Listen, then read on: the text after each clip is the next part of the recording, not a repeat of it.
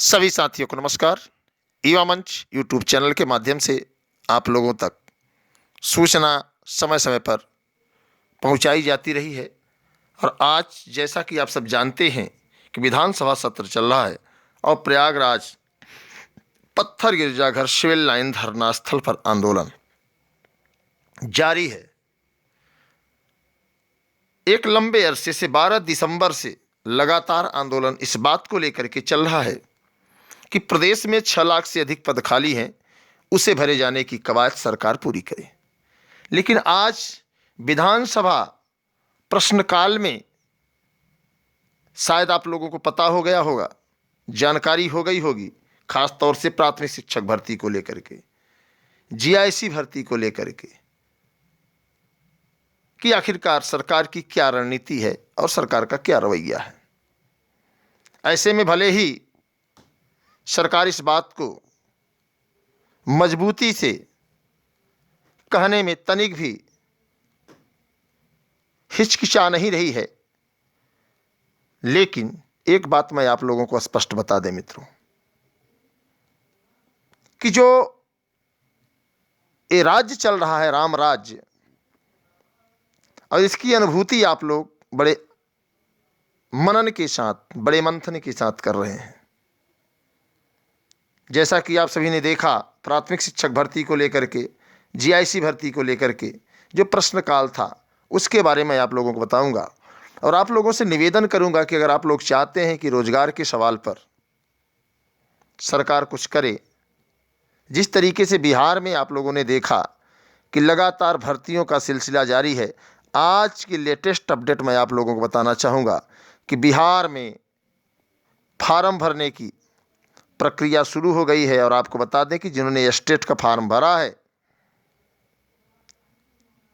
वो तो बाद में होगा, लेकिन उसके पहले एक वैकेंसी बिहार सरकार फिर देने जा रही है। हालांकि वर्तमान समय में बिहार में भी भारतीय जनता पार्टी की सरकार है और भारतीय जनता पार्टी की सरकार भी इस बात को सिद्ध करना चाह रही है बिहार की जनता के सामने कि हम भी रोजगार देने में किसी से कम नहीं हैं, हम भी सरकार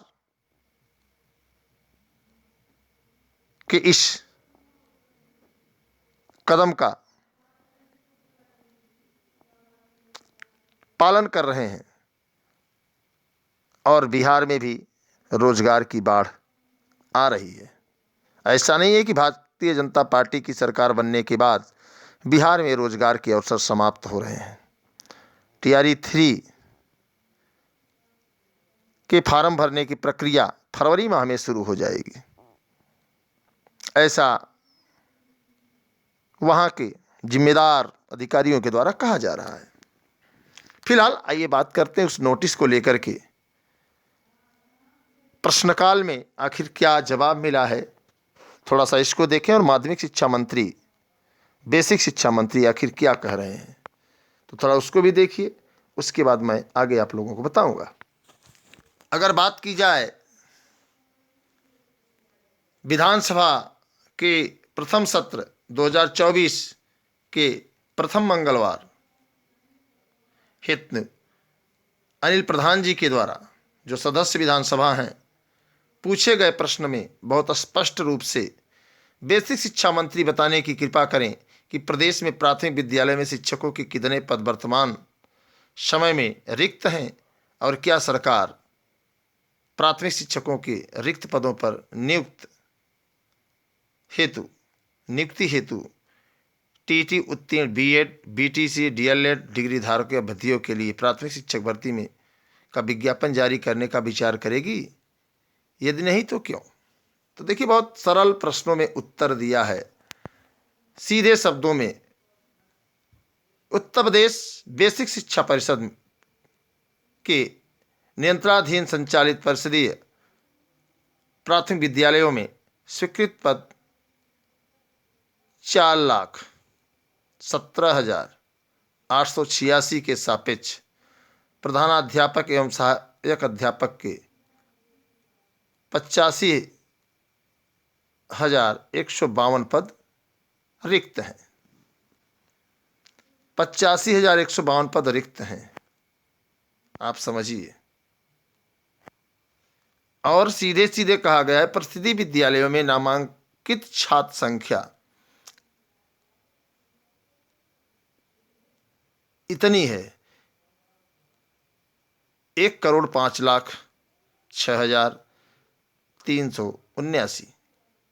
कार्य शिक्षक संख्या 3,32,734 हैं। इस प्रकार छात्र शिक्षक अनुपात 31:1 है। प्राथमिक विद्यालयों में शिक्षा मित्रों की संख्या 1,47,766 है। अगर उनको सम्मिलित किया जाए तो छात्र शिक्षक अनुपात 21:1 है, जो मानक को पूर्ण करता है। अतः कहने का मतलब प्राथमिक विद्यालयों में शिक्षक भर्ती भूल जाइए।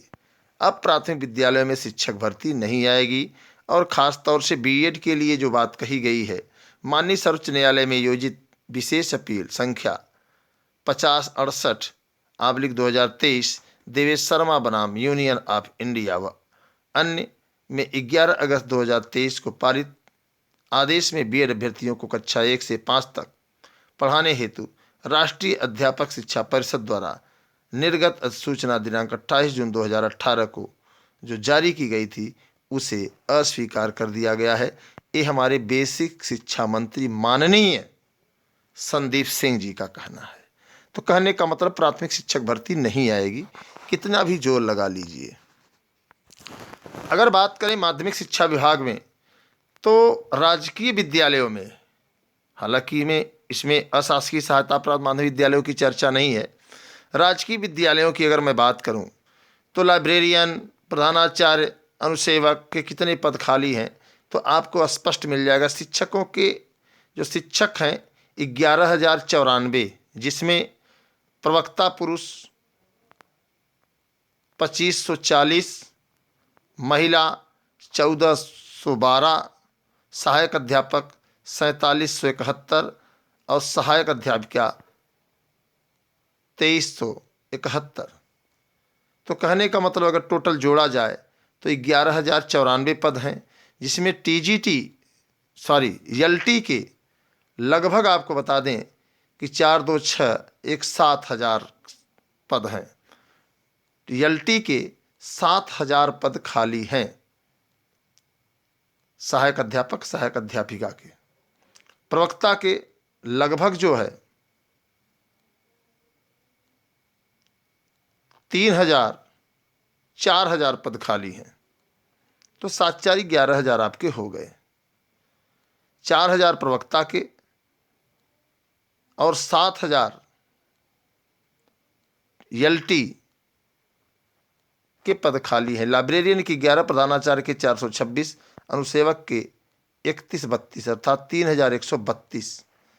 अब देखिए, इसमें कहा जा रहा है कि शिक्षकों की नियुक्ति के संबंध में सीधी भर्ती के रिक्त पदों का अधियाचन लोक सेवा आयोग प्रयागराज को प्रेषित कर दिया गया है।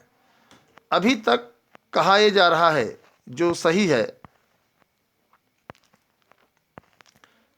कि एलटी, जीआईसी प्रवक्ता की योग्यता अर्हता विवाद में मामला फंसा हुआ है। शासन से अभी तक योग्यता अर्हता का मामला हल नहीं हुआ है।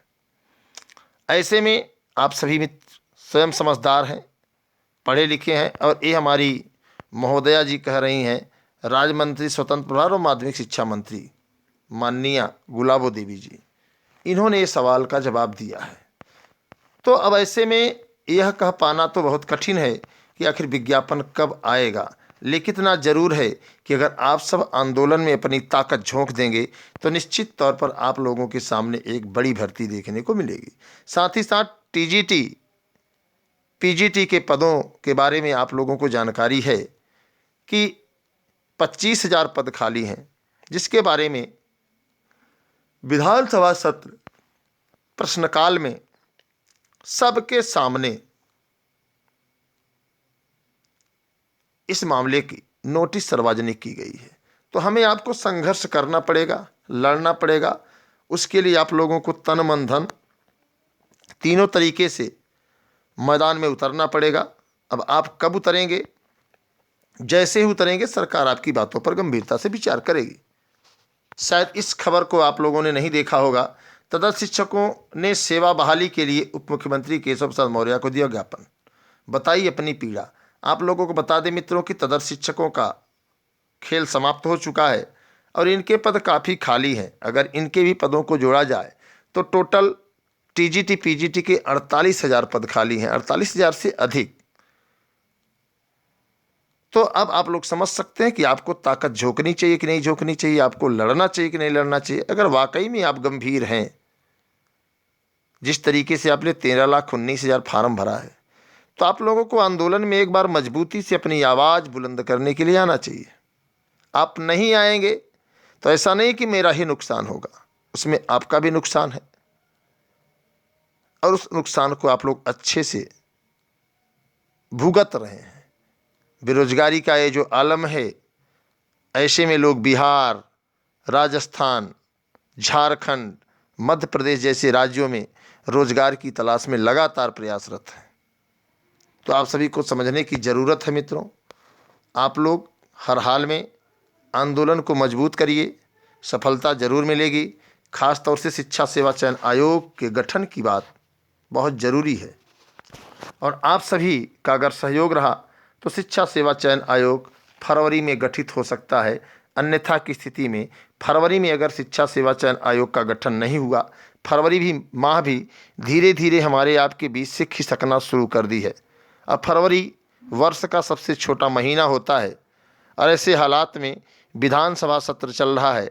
विधानसभा सत्र में अगर सरकार शिक्षा सेवा चयन आयोग के गठन की प्रक्रिया नहीं समाप्त करती है, शॉर्टलिस्ट नहीं करती है, अध्यक्ष व सदस्यों की नियुक्ति नहीं करती है, तो निश्चित तौर पर चुनाव के बाद एक बड़ी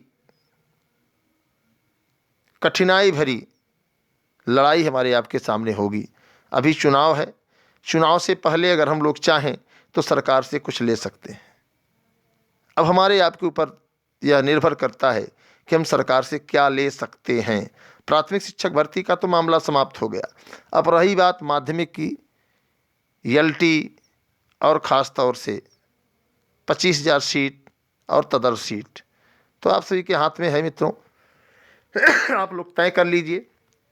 युवा मंच टीम अपने हिस्से की लड़ाई लड़ रही है, कोशिश कर रही है, बस आपको उसमें थोड़ा सा अपनी ताकत झोंकनी है और हम लोग सफल हो जाएंगे। बाकी आप लोग समझदार हैं। मैं चाहूँगा इस वीडियो को हर साथी तक पहुँचाइए ताकि सभी साथी जागें और संघर्ष के लिए खुद को तैयार करें। इसी के साथ सभी साथियों को धन्यवाद। नमस्कार। मैं आपके संघर्षों का साथी अनिल सिंह, टीम युवा मंच।